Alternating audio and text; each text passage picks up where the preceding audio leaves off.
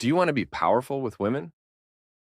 Today, I'm going to show you a technique so powerful, it might as well be a superpower, but it's rarely even talked about. The technique that I'm speaking of is self controlled silence when it comes to women. Now, before I break this down and all the complexities, let's take a minute to understand what this is and what is not, because it could be used for good and for bad. But I'm really urging you guys not to use it for bad, because it has very worse effects to women. Self control silence is a very misunderstood thing. It's not about being weird or boring or anything like that. It's about making a strategic choice to hold back, to listen more than you speak, and to observe more than you act. For example, imagine that you're at a party instead of trying to be the life of the party and get attention. Step back calmly, observe, and soak in your surroundings.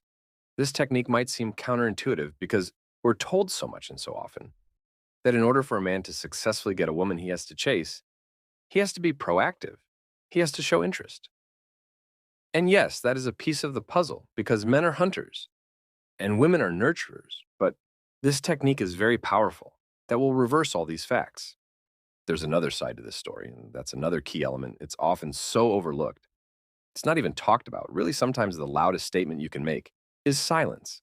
The most powerful move you can make is not moving at all. There's another quote. One of my favorite quotes, actually. It says, "The quietest man in the room is the deadliest." Confused? Now, of course, we're not talking about a man literally being deadly or dangerous in terms of safety. When referencing the power of self-control, there's five key elements that makes the quiet man deadly. One is observations. The quiet men are usually more observant.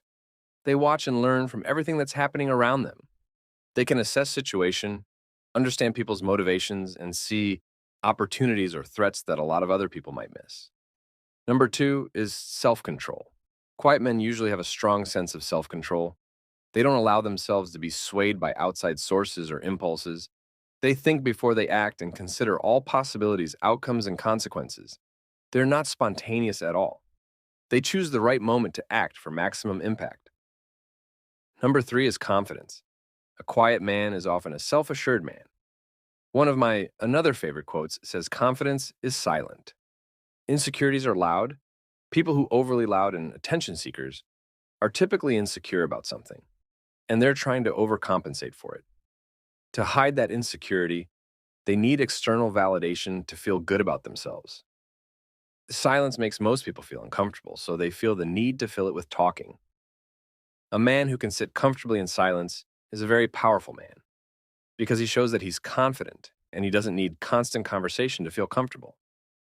Number four is impact. When a man exercises silence, it creates a sense of anticipation for everybody around him. People naturally becomes very curious about his thoughts. What is he thinking? What on his thoughts? What is he thinking? What on his mind? Why doesn't he talk? So when he finally does speak, his words carry significant weight and they have a profound impact. Number five is intelligence. Most of the time, quiet men are thinkers. That's why they're quiet.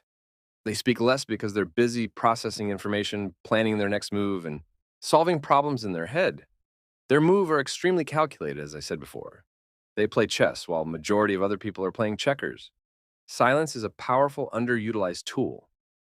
It's the power to let a woman reveal her thoughts, herself, and her feeling while you remain a mystery. For example, you're on a date with a woman and you're having a conversation. Instead of constantly steering the conversation, let her do the talking. When you listen, observe, and respond minimally, you draw her in with your silent attention. If you let people talk long enough, they'll tell you every single thing that you want to know. But here's the key. The key is to keep open eye contact and attention on her. Don't do a million other things while she's talking, like reading the menu, nor checking your phone. If you find this helpful, please don't forget to subscribe and tap the like button. Also, you can leave a comment about any of your opinion. Take a look on the previous videos and see you next time.